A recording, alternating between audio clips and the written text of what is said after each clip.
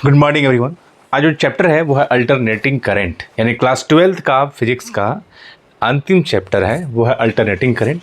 आज हम पढ़ा रहे हैं, है ना, ये आपके लिए very beneficial for 12th board exam, है ना, NEET and IIT Mains advance के लिए बिल्कुल जो है सहायक वीडियो है। ध्यान से देखिए। चलिए चैप्टर स्टार्ट करते हैं। अल्टरनेटिंग करंट किसे कहते हैं? अल्टरनेटिंग करंट, है ना, अल्टरनेटिंग करंट वो करंट है ना, जिसका मैग्नीट्यूड कंटिन्यूअसली चेंज होता है। कंटिन्यूअसली क्या होता है? चेंज होता है। देखिए, जीरो से स्टार्ट हो रहा है करंट, है ना, ये करंट और टाइम की इक्वेशन है ना, करंट और टाइम का ये जो है ग्राफ है। तो जिसका जो है करंट मैग्नीट्यूड हमेशा बढ़ता है, बढ़ता मैक्सिमम, फिर घट के जीरो होता है, फिर निगेटिव बढ़ रहा है, फिर क्या रहा है, जीरो हो जा रहा है। इस टाइप से जो फ्लक्चुएशन होता है ना, उसे हम लोग क्या बोलते हैं? Alternating current. इसमें पोलैरिटी भी बदल रहा है, क्योंकि देखिए एक टाइम के लिए पॉजिटिव पोलैरिटी, फिर क्या हो गया, निगेटिव पोलैरिटी, फिर पॉजिटिव पोलैरिटी, है ना, इसे हम लोग क्या बोलते हैं? Alternating current. And alternating current can be defined as current that changes its magnitude, जिसका मैग्नीट्यूड क्या होता है? चेंज होते रहता है। एंड पोलैरिटी, जिसका पोलैरिटी भी क्या होता है? चेंज होता है at regular interval of time, है ना, एक रेगुलर इंटरवल ऑफ टाइम्स के। ये है अल्टरनेटिंग करंट AC।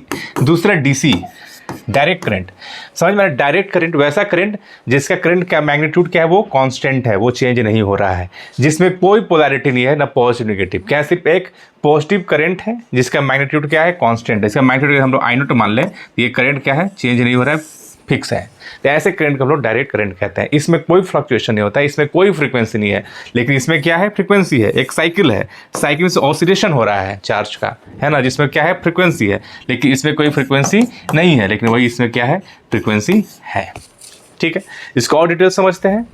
जैसे तो डायरेक्ट करंट का जो है ना, हम लोग ग्राफ लिख चुके हैं, समझा चुके हैं। It is that current which flows with constant magnitude in the same direction, एक ही डायरेक्शन में। यानी डायरेक्ट करंट का देखिए ग्राफ, है ना, ये है DC करंट देख रहे हैं, तो करंट का DC में जो है, तो फिर इसका मैग्नीट्यूड क्या होता है? डायरेक्शन भी सेम है, और करंट क्या है? फिक्स होता है। अगर I0 मान के चले तो पूरे इंटायर टाइम तक है कांस्टेंट करंट होता है, मैग्नीट्यूड कांस्टेंट होता है। तो अब बात है, हमारा जो चैप्टर है वो है अल्टरनेटिंग करंट, है ना, वो है अल्टरनेटिंग करंट, जिसको शॉर्ट में AC बोलते हैं। AC शॉर्ट में ऐसे ही लिखेंगे आपसे अल्टरनेटिंग करंट को, कि भाई इसका जो ग्राफ है ये आया कैसे। जो भी देखें कि वो करंट है जिसका मैग्नीट्यूड क्या होता है? कंटिन्यूअसली चेंज होता है, पोलैरिटी भी क्या होता है? चेंज होते रहता है ना। ये करंट और टाइम का है, और मान लेते हैं कि इसका जो मैक्सिमम वैल्यू ऑफ करंट है, मैक्सिमम वैल्यू ऑफ करंट है वो कितना है? I0 है। अगर इसका इक्वेशन लिखना हो तो कैसा लिखेंगे? इक्वेशन जो करंट और टाइम के बीच में है, तो पहला इसका हम लोग वेव फॉर्म बन रहा है, और वेव फॉर्म का जो है SHM वाले चैप्टर पढ़ चुके हैं। x इक्वल टू क्या होता है? A, अगर साइन का ग्राफ है तो साइन ω-t ऐसे करके ग्राफ लिखते हैं, जिसमें A क्या होता है? एम्पलीट्यूड होता है, एम्पलीट्यूड होता है, या इसको पीक वैल्यू भी बोलते हैं, ऐसे हम लोग पढ़ चुके थे। तो सबसे पहले इसका एम्पलीट्यूड लिखते हैं। एम्पलीट्यूड मतलब इसका मैक्सिमम वैल्यू। इसका मैक्सिमम वैल्यू कितने? I0। चूंकि ये साइनसोइडल कर्व बन रहा है तो हो जाएगा साइन।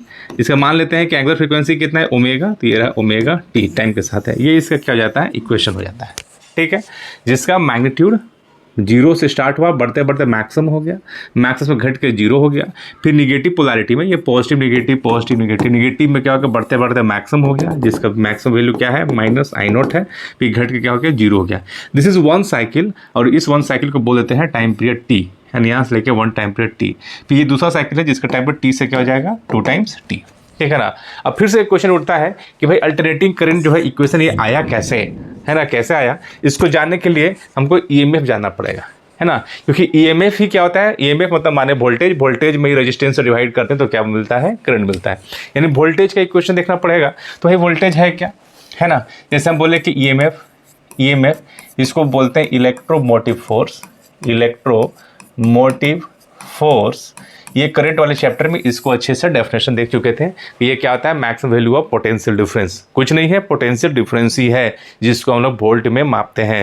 यानी इलेक्ट्रोमोटिव फोर्स एक सोर्स है जहाँ पे क्या है, जहाँ पर क्या होता है? पोटेंशियल डिफरेंस होता है। ठीक है, आप पिछले वाले चैप्टर में हम लोग जो है EMF का जो है डेफिनेशन पढ़े हुए थे। ये होता क्या है? इट इज रेट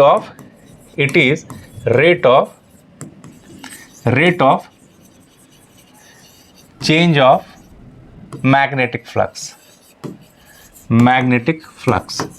यानी फ्लक्स किस रेट से बदल रहा है है ना, उसका मैग्नीट्यूड क्या देता है, ईएमएफ, है ना। जितना अगर फ्लक्स चेंज नहीं हो रहा है तो ईएमएफ जीरो देगा, यदि मैग्नेटिक फ्लक्स चेंज होगा, है ना, तो क्या देता है, ईएमएफ देता है ना। फ्लक्स उसके लिए जो है जनरेटर पढ़ा गया था, जिसमें दिखाया था कि दो मैग्नेट है, दो मैग्नेट बीच में एक आर्मेचर है, दो मैग्नेट के बीच में क्या है, एक मैग्नेटिक फील्ड जो है अलाइन हो चुका है और आर्मेचर क्या हो रहा है, ऐसे घूम रहा है। जब आर्मेचर घूम रहा होता है तो फ्लक्स क्या होता है, चेंज होता है ना। फ्लक्स चेंज होता है तो फिर ईएमएफ जनरेट हो जाता है। तो उतना डिटेल बात नहीं करेंगे क्योंकि पिछला वाले चैप्टर जो EMI चैप्टर था, इलेक्ट्रोमैग्नेटिक इंडक्शन वाला, इसके पिछला चैप्टर ये था, इसमें पूरा डिटेल पढ़ाया गया है। ईएमएफ होता क्या है, ईएमएफ की हम बोल चुके हैं, rate of change of magnetic flux, यानी फ्लक्स किस रेट से बदल रहा है, d∅dt ये होता है। लोग माइनस लगाते हैं साइन, क्योंकि लेंज लॉ के हिसाब से पिछला चैप्टर पढ़े थे कि जो भी ईएमएफ इंड्यूस होगा, है ना, वो जो हो रहा है उसको अपोज करता है, यानी उल्टा इंड्यूस होता है ना, इसलिए हम लोग माइनस लगाते हैं, ठीक है। तो मतलब फ्लक्स होता क्या है, तो फ्लक्स इज इक्वल टू होता है magnetic field into area into cos theta, है ना। और ओमेगा क्या होता है, यदि ओमेगा मान लेते हैं क्या है, ये है एंगुलर वेलोसिटी या फिर फ्रीक्वेंसी या वेलोसिटी कुछ भी बोल सकते हैं। तो ओमेगा होता क्या है, थीटा किस रेट से बदल रहा है, यानी थीटा को हम लोग ओमेगा इंटू टी भी लिख सकते हैं, यानी फ्लक्स को हम लोग जो है BA cos थीटा को कह सकते हैं हम लोग ओमेगा टी भी लिख सकते हैं, ठीक है। तो इसको डिफरेंशिएट करेंगे तो हमको ईएमएफ का इक्वेशन आएगा। अब ईएमएफ का जो इक्वेशन आएगा उससे रेजिस्टेंस से डिवाइड करेंगे तो करंट आ जाता है ना। तो देखते हैं कि कैसे आता है ना। तो इसको जो है थोड़ा सा ऊपर शिफ्ट कर देते हैं, आप नोट डाउन करते चलिए। यानी अभी हम लोग देखें कि भाई फ्लक्स है क्या, तो फ्लक्स है magnetic field BA cos omega t, है ना। फाई को डिफ्रेंशिएट करेंगे तो क्या मिलेगा, d∅dt, है ना, टाइम के रेस्पेक्ट में डिफ्रेंशिएट कर रहे हैं तो कांस्टेंट टर्म को जैसा एज इट इज लिख देते हैं। कोस का क्या होता है, माइनस साइन ओमेगा टी, और ओमेगा टी को डिफ्रेंशिएट करेंगे तो आएगा ओमेगा, यानी ये हो जाएगा minus BA omega sine omega T, यानी ये होता है ईएमएफ। क्योंकि उसमें नंबर n एक टर्म्स और मल्टीप्लाई हो जाता है, जहाँ n क्या है, नंबर ऑफ टर्म्स है, NBA ओमेगा n से मल्टीप्लाई कर दिया, है ना, साइन ओमेगा टी, जहाँ पर जो हम बता देते हैं कि n क्या है, नंबर ऑफ टर्न्स। जब भी आर्मेचर यूज करते हैं ईएमएफ जनरेट करने के लिए तो उसमें n क्या होता है, नंबर ऑफ टर्न्स होता है। तो d∅dt क्या है, यही ईएमएफ, इसको माइनस लगा देते हैं। अच्छा, माइनस अभी नहीं लगाते हैं, ये माइनस, ये d∅dt है ना, इसमें हम माइनस लगा देते, इधर भी माइनस प्लस हो जाएगा, और ये टर्म्स क्या बन जाएगा, ये टर्म्स होता है ईएमएफ, यानी ईएमएफ का इक्वेशन जो आ गया वो हो गया NBA omega sine omega T. यानी जो है ईएमएफ का जो इक्वेशन ये आया, इसको याद रखना है, यहाँ से डायरेक्ट क्वेश्चन भी आता है। और इस जो कांस्टेंट टर्म को जो है, अगर हम लोग ई नोट मान लें, क्या मान लें, ई नोट, तो ई का जो है एक शानदार सा इक्वेशन आ जाता है, E naught sine omega T, ई नोट साइन ओमेगा टी। ये हमेशा इक्वेशन याद रखना है, अब ये कभी चेंज नहीं करता, और सबसे ज़्यादा यूज होने वाला इक्वेशन है पूरे AC चैप्टर में। यानी ई का फॉर्मूला ये बनता है, जहाँ ई नोट का जो वैल्यू होता है वो होता है NBA ओमेगा, या इसको याद रख सकते हैं नवाब से, इससे नवाब N omega A into B, है ना, ये हो गया। अब देखिए जो ईएमएफ का इक्वेशन है यहीं से आता है करंट, तो इसको नोट डाउन कीजिए, है ना। हम जो है करंट का इक्वेशन लिखने जा रहे हैं।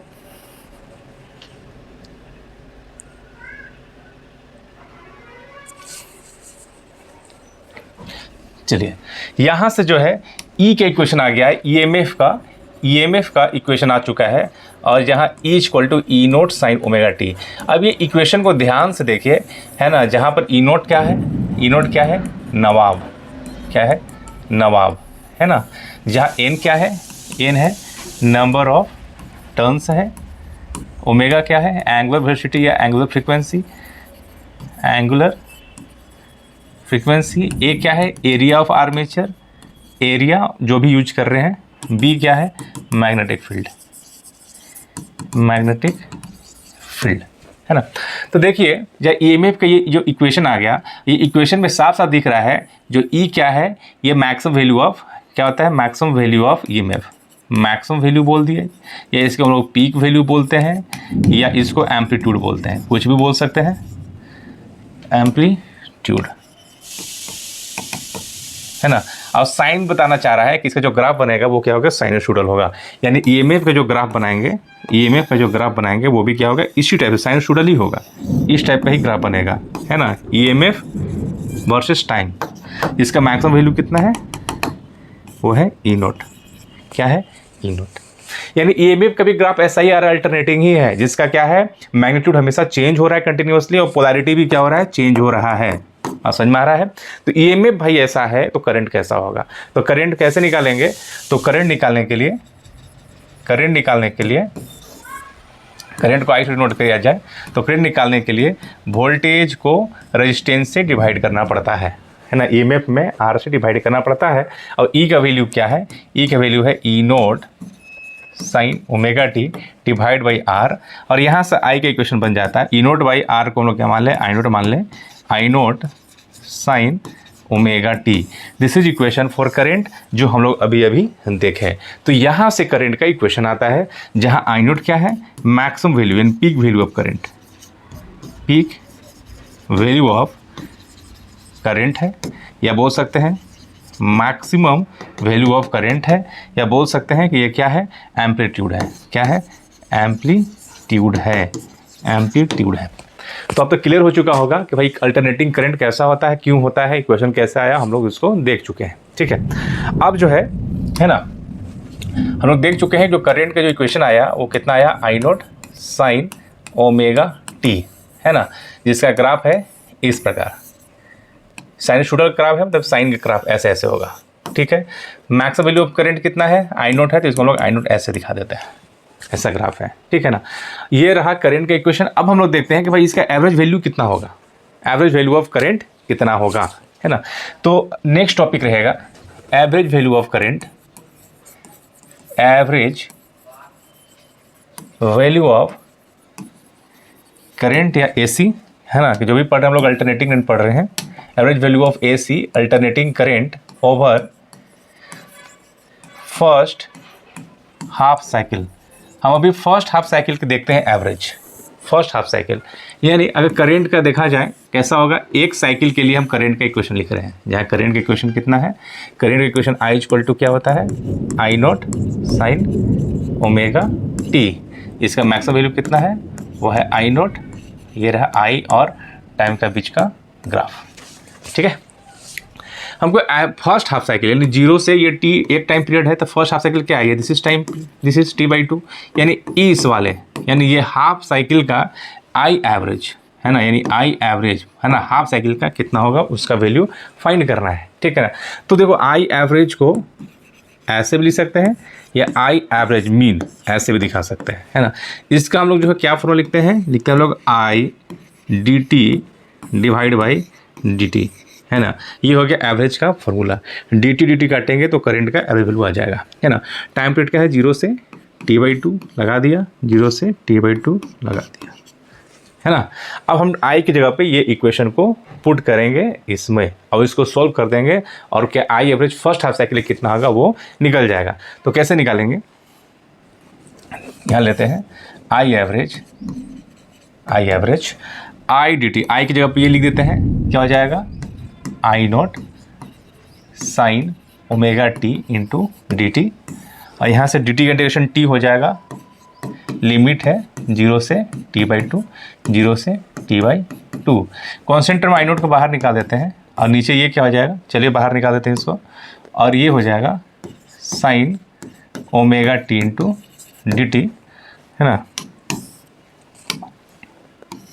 जीरो से टी बाई टू, इसका हो जाएगा टी बाई टू। ये इसको हम लोग करते हैं, टू बाहर आएगा, two I naught by t, इसको भी बाहर निकाल दिया एक साथ। साइन का इंटीग्रेशन क्या होता है, माइनस कॉस ओमेगा टी, है ना, और ओमेगा टी को फिर डिफ्रेंशिएट कर डिवाइड करते हैं ओमेगा, ऐसा जीरो से टी बाई टू, है ना। इसको ऐसा हो गया। अब हम लोग क्या करेंगे, ये पहले ओमेगा को भी बाहर निकाल देते हैं, ओमेगा को भी बाहर निकालते हैं, two I naught by omega t, minus को बाहर निकाल दिया, माइनस बाहर, यानी ये हो गया कॉस ओमेगा टी जीरो से टी बाई टू। अगला स्टेप पे क्या करेंगे, upper limit minus lower limit solve करेंगे, आंसर आ जाएगा। ठीक है, यानी हम लोग आई एवरेज निकाल रहे हैं, वो कितना है, minus two I naught by omega T. चलिए थोड़ा सा इसको शिफ्ट कर देते हैं, इसको आप नोट डाउन कर लीजिए अच्छे से, है ना।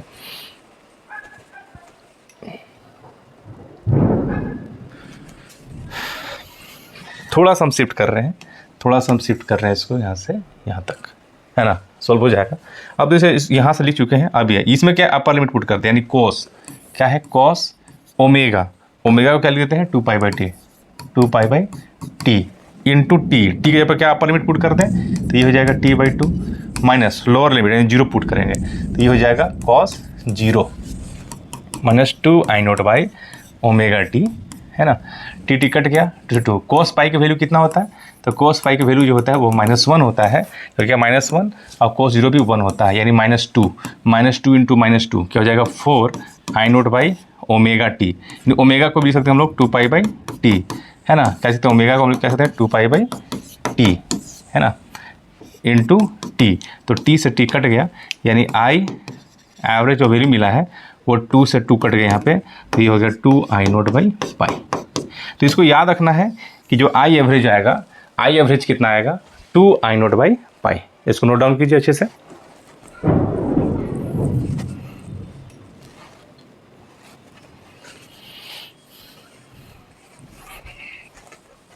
चलिए, यानी आई एवरेज हम लोग देखें कि जैसे ये करंट है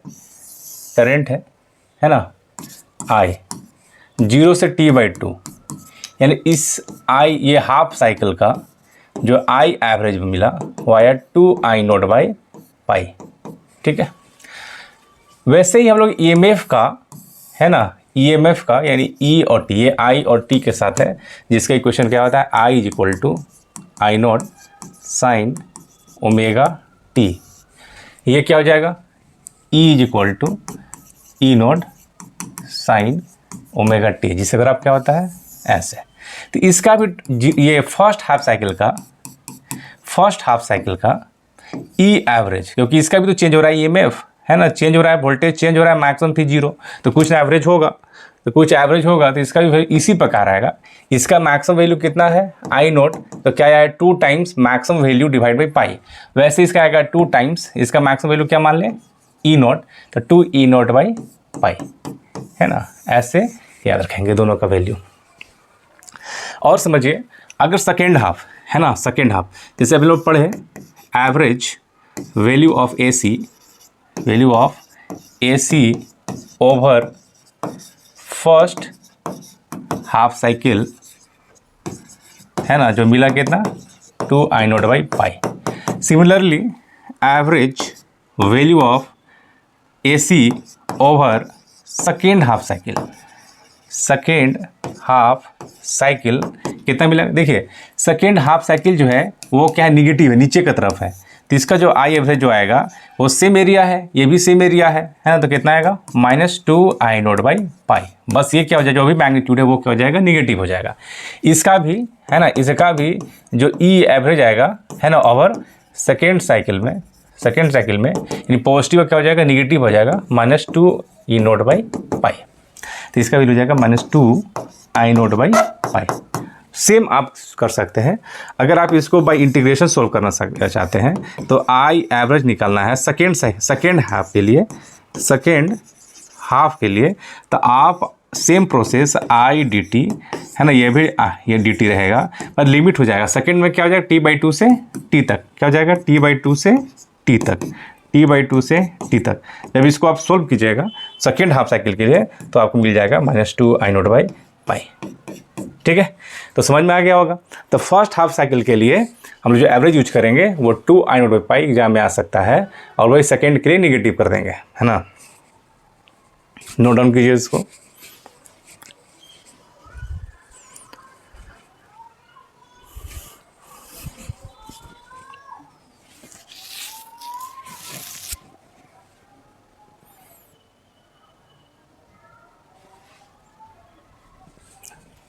ठीक है, चलिए next.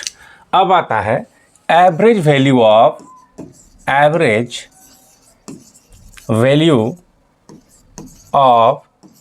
AC over full cycle. अब ये फुल साइकिल के लिए पूछा जा रहा है। तो फुल साइकिल माने हम लोग करंट का ग्राफ जानते हैं तो यहाँ से आता है 0 से t टाइम तक, है ना। ये क्या है, अरेंट, ये करंट है, ये टाइम का इक्वेशन है। और ये फर्स्ट हाफ साइकिल के आई एवरेज हम लोग समझ चुके हैं कितना होता है 2I0/पाई। सेकेंड हाफ साइकिल के, है ना, आई एवरेज हम लोग जानते हैं क्या होता है -2I0/पाई। तो फुल साइकिल के कितना हो जाएगा, यहाँ से लेके पूरा, यहाँ से लेके यहाँ तक के लिए कितना हो जाएगा भाई, जितना पॉजिटिव है उतना ही निगेटिव है, तो दोनों को जोड़ेंगे तो क्या मिलेगा 0, है ना। यानी एवरेज वैल्यू, है ना, I average of full cycle, है ना, I average of full cycle हम लोग क्या करेंगे, पहले हाफ साइकिल यानी first half cycle, first half cycle plus I average second half cycle, दोनों को जोड़ देंगे तो क्या हो जाएगा, फुल साइकिल मिल जाएगा, है ना। यानी फर्स्ट हाफ साइकिल क्या है 2I0/पाई, ये क्या है -2I0/पाई। अब फुल साइकिल की जब से सॉल्व करेंगे तो क्या मिलेगा 0, यानी क्या आ जाएगा एवरेज वैल्यू 0, है ना। वैसे ही ईएमएफ के टर्म में, ईएमएफ में भी क्या होता है, ग्राफ सेम बनता है ना। तो इसका भी एवरेज वैल्यू ई एवरेज, है ना, फुल साइकिल के लिए, फुल साइकिल के लिए क्या मिलेगा 0 मिलेगा, कि जितना पॉजिटिव है उतना ही निगेटिव है, तो 0 मिलेगा। एक तो ये तरीका है, दूसरा है कि बाय इंटीग्रेशन भी हम लोग पता कर सकते हैं कितना होगा। तो चलिए एक तो बात क्लियर हो गया, फुल साइकिल के लिए, है ना, एवरेज वैल्यू कितना होगा 0 होगा, ठीक है। बाय इंटीग्रेशन भी हम देख लेते हैं, इसको नोट डाउन कीजिए।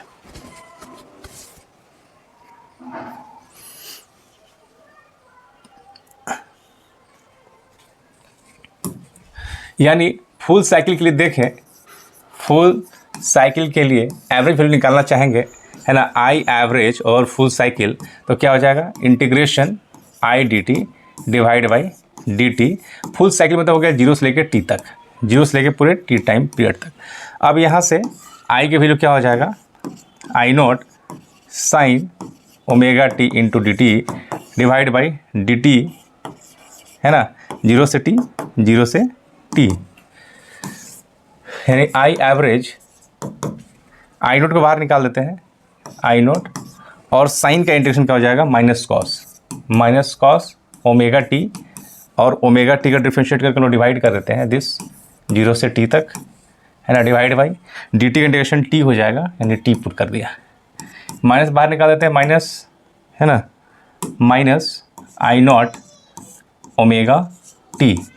अब यहाँ से कॉस ओमेगा टी लिमिट 0 से लेके t तक, minus I0 divide by omega T, पहले अपर लिमिट कॉस ओमेगा का वैल्यू पहले ही 2π/t लिख देते हैं, और यहाँ से t पुट करना है, t पुट कर दिया, minus cos 0 minus I0 omega T, cos 2π की वैल्यू कितना होगा 2π। अगर हम लोग कोस का ग्राफ बनाए इस टाइप से, यानी ये π/2 हो गया, ये पाई हो गया, यानी 2π क्या होगा, ये दिस इज़ 2π, इसका वैल्यू क्या हो जाएगा ये 1 हो जाएगा, क्योंकि 1 और -1 के बीच में क्या होता है कॉस वाइब्रेट करता है, तो ये हो गया 2π, ये हो गया पाई, यानी क्या होता है 1 माइनस कोस 0 भी हो जाएगा 1, ये घटेगा तो क्या मिलेगा 0।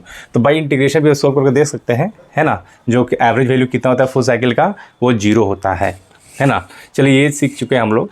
अब ये प्रश्न आता है कि भाई करंट का जो है एवरेज वैल्यू जो है जब 0 आता है तो हम लोग करंट कौन सा यूज करते हैं, है ना, जो भी मार्किंग किया रहता है 2 एम्पियर 1 एम्पियर, कौन सा वैल्यू होता है, एवरेज तो होता नहीं है, क्योंकि फुल साइकिल का एवरेज वैल्यू ऑफ करंट कितना होता है 0 होता है।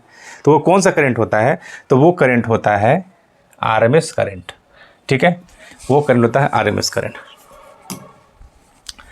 तो हम लोग अब लिखने जा रहे हैं, जैसे हम लोग समझ चुके हैं कि फुल साइकिल के लिए आई एवरेज कितना हो गया 0 हो गया।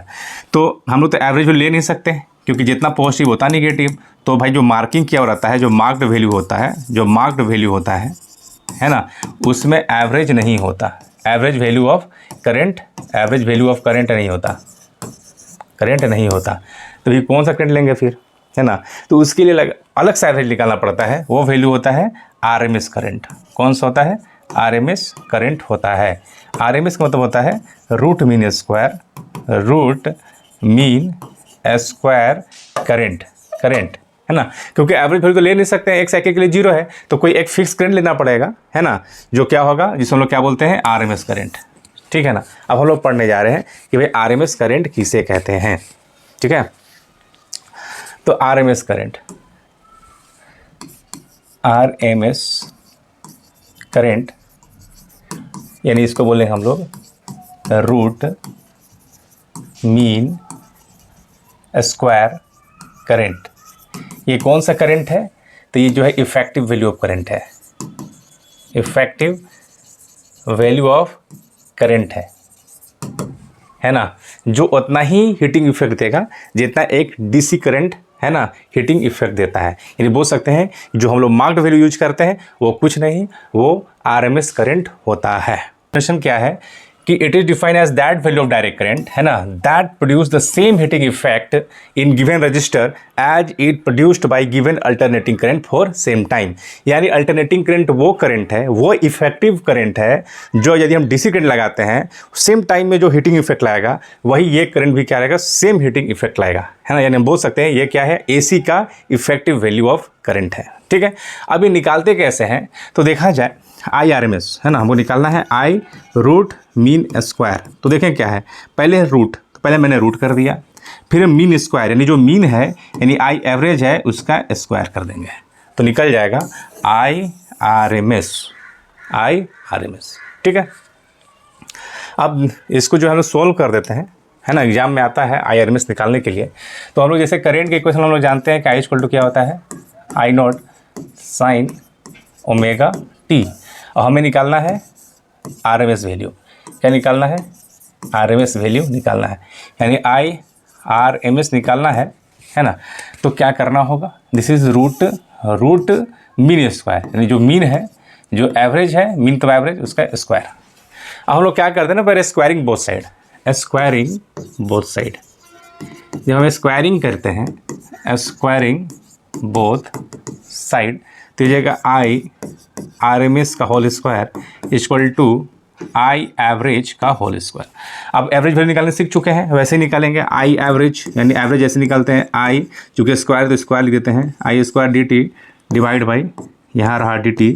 अब पूरे जो है एक टाइम पीरियड के लिए निकालना है, वन टाइम पीरियड के लिए, ऐसे हमने लिख दिया। ठीक है, अब इसके आगे सॉल्व करते हैं, यानी आई आर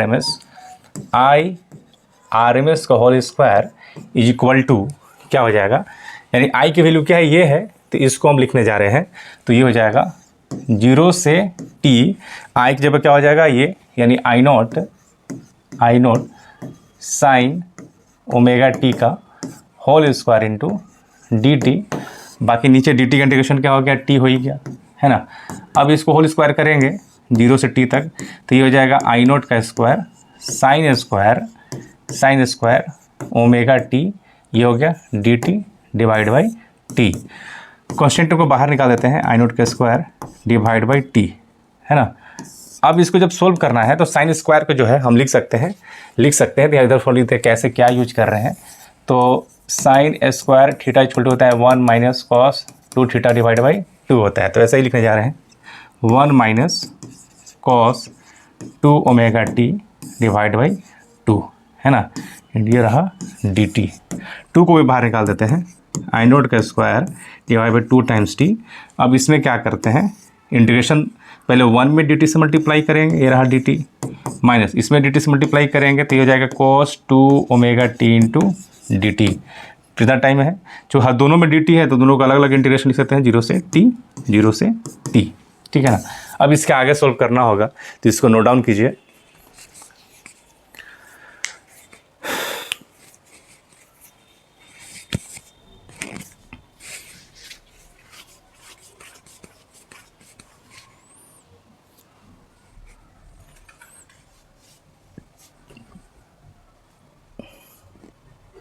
ठीक है, तो इसका आगे जो है इसको हम इधर शिफ्ट कर देते हैं, इसको आगे हम सोल्व करने जा रहे हैं। तो अब देखा जाए, यानी हम आई आर एम एस का होल स्क्वायर के जा रहे हैं, आई आर एम एस का whole square is equal to, है ना, ये तो है ही आई नोट का square divide by 2 times t, d t contact से टी हो गया, टी डी टी का डायरेक्ट हम लिमिट टी पुट कर दिया, माइनस माइनस हो तो माइनस, कोस कंट्रीब्यूशन साइन होता है, यानी इसका हम लिख सकते हैं साइन 2 ओमेगा टी।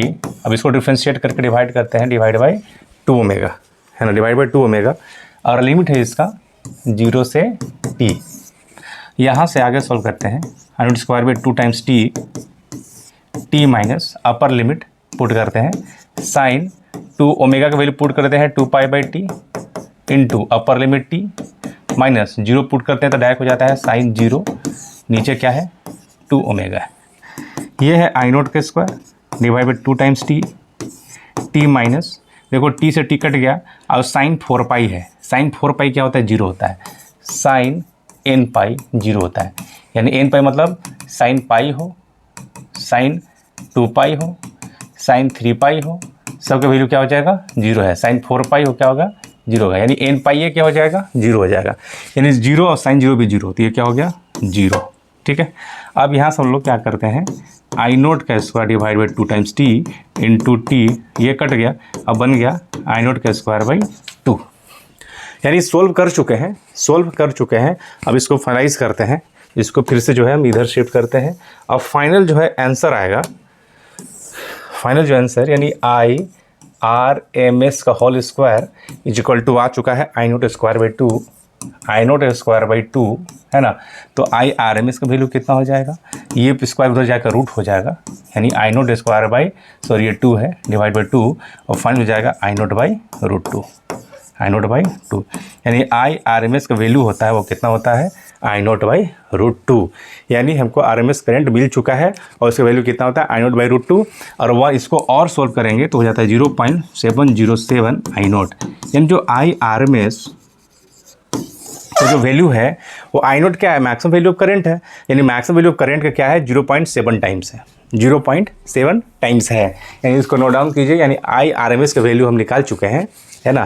तो यानी हम देख चुके हैं कि अगर फुल साइकिल के लिए बात किया जाए, इसका करंट का मैक्सिमम वैल्यू कितना होता है आई नोट, है ना, this is equation of instantaneous current and time, तो पूरा फुल साइकिल के लिए, है ना, ये तो मैक्सिमम है, यानी जो आई आर एम एस होगा, I average value for full cycle 0 होता है, वही I R M S effective value of current, है ना, या फिर आई इफेक्टिव वैल्यू ऑफ जो करंट है वो मैक्सिमम करंट के 1/√2 टाइम्स होता है, या इसको बोल सकते हैं कि 0.7 टाइम्स मैक्सिमम करंट, ये आपको याद रखना है। ठीक है, सिमिलरली इसके लिए भी, है ना, ईएमएफ के लिए भी, क्योंकि ईएमएफ भी साइनसोइडल होता है, सेम होता है, इसका मैक्सिमम वैल्यू ऑफ वोल्टेज कितना होता है ई नोट होता है, ई और टाइम इक्वेशन देखें तो इसका जो है ई एवरेज हमने देख चुका है वो भी 0 होता है ना, फुल साइकिल के लिए। वही ई आर एम एस की वैल्यू बात करें, रूट मीन स्क्वायर, है ना, ऑफ ईएमएफ या फिर इफेक्टिव वैल्यू ऑफ वोल्टेज वो कितना होगा ई नोट बाई रूट 2, या इसको बोल सकते हैं 0.707 of E note maximum value of voltage. तो ये मिल चुका है और इसको एकदम याद रखना है, ई आर एम एस।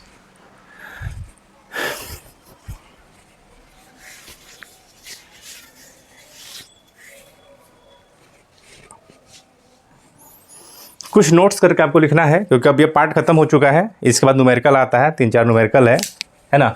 जैसे कि अगर हम बात करें जैसे साइन ओमेगा टी का डायरेक्ट एवरेज वैल्यू कितना होता है 0, अगर एवरेज वैल्यू की बात किया जाए तो ऐसे ही याद रख लीजिए कितना है 0, है ना।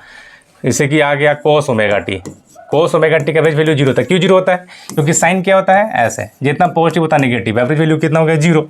कोस भी क्या होता है इस टाइप से, this is one half cycle,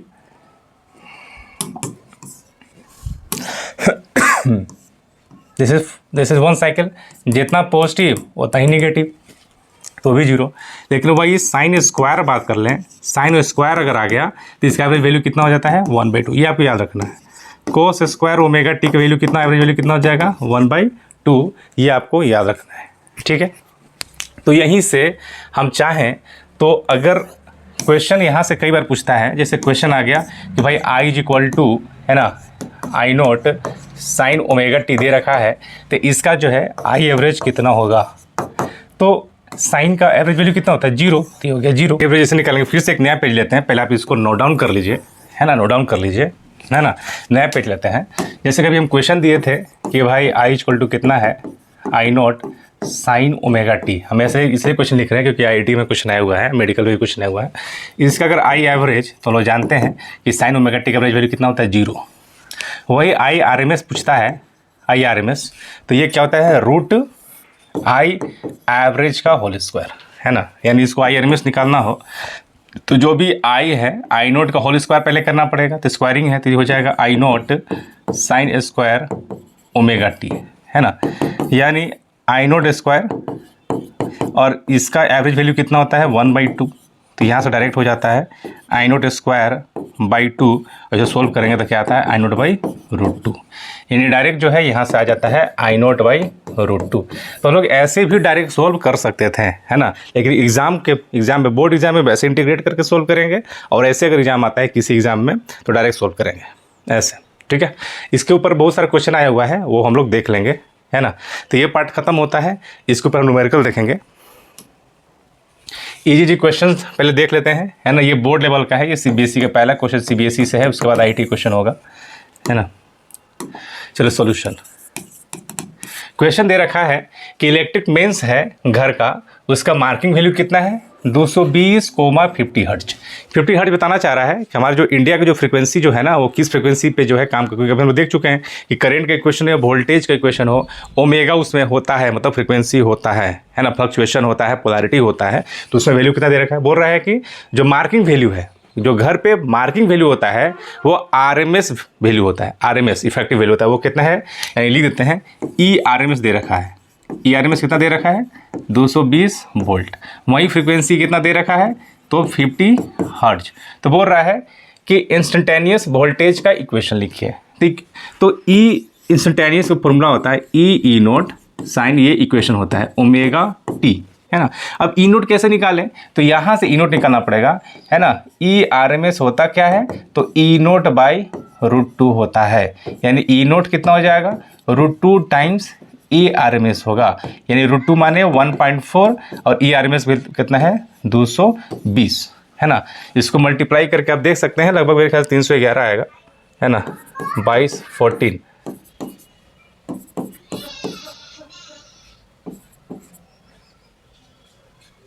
अच्छा 22 × 88 ना, 88, ये हो गया 8 8 2 10 और 2 1 3 और 3 पॉइंट, है ना 308, लगभग 311 आएगा, क्योंकि ये जो वैल्यू होगा ये होता है 1.414 इंटू 220 इक्वल टू आता है 311, यानी E इक्वल टू हो जाएगा 311 साइन ओमेगा क्या होता है 2πf इंटू टी, यानी E का जो इक्वेशन आएगा 311 साइन 2π मतलब कितना हो गया 3.14 और फ्रिक्वेंसी कितना है 50t, यानी फाइनल जो आंसर जो इक्वेशन आएगा E इक्वल टू 311 साइन 50 900 और इसे मल्टीप्लाई करेंगे तो 314t।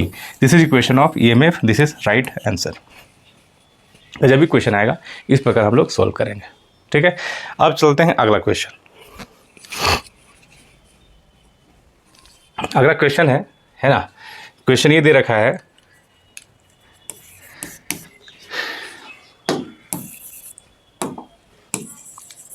क्वेश्चन दे रखा है peak value of alternating voltage. जब लैंग्वेज पढ़ते जाएंगे, peak value of voltage applied to a 50 ohm resistance is 10 volt. Peak value क्या होता है ई नोट ही क्या होता है मैक्सिमम वैल्यू, है ना। जहाँ हम लोग लिखते हैं E is equal to E naught sine omega t, जहाँ E नोट क्या होता है पीक वैल्यू या मैक्सिमम वैल्यू, पीक माने मैक्सिमम वैल्यू या फिर एम्पलीट्यूड, वो कितना दे रखा है वो 10 वोल्ट दे रखा है। रेजिस्टेंस कितना लगाया है 10 ओम लगाया है। फाइंड RMS करंट, IRMS कितना होगा, तो यहाँ से ERMS निकाल कर देंगे, ठीक है। फिर अच्छा फ्रीक्वेंसी भी दे रखा है कितना है 100 हर्ट्ज, है ना। Write down equation for instantaneous current, current का भी इक्वेशन लिखना है, तो पहले तो I नोट निकाल देते हैं, है ना। तो I नोट कितना हो जाएगा I नोट, है ना, हाँ I naught is equal to हो जाएगा E नोट बाई R, है ना। E नोट कितना है 10 और R कितना है 10, अच्छा दोनों 10 है, R है 50, सॉरी R है 50, R का जो वैल्यू है रेजिस्टेंस का जो वैल्यू है वो 50 ओम है और 10 वोल्ट है ई नोट, यानी 10 बाई रेजिस्टेंस है 50 यानी 1/5, यानी आई नोट कितना हो जाएगा 1/5। ठीक है, अब निकालना है आई आर एम एस कितना होता है 0.7 है ना टाइम्स ऑफ है ना 1.5 यानी ये हो जाएगा 0.7/5। इसको चाहे तो सोल्व भी कर सकते हैं, यानी ये 50/7 है, पॉइंट दिया 0, 7 50 से कम 50 है ना, ये हो जाएगा 0.14।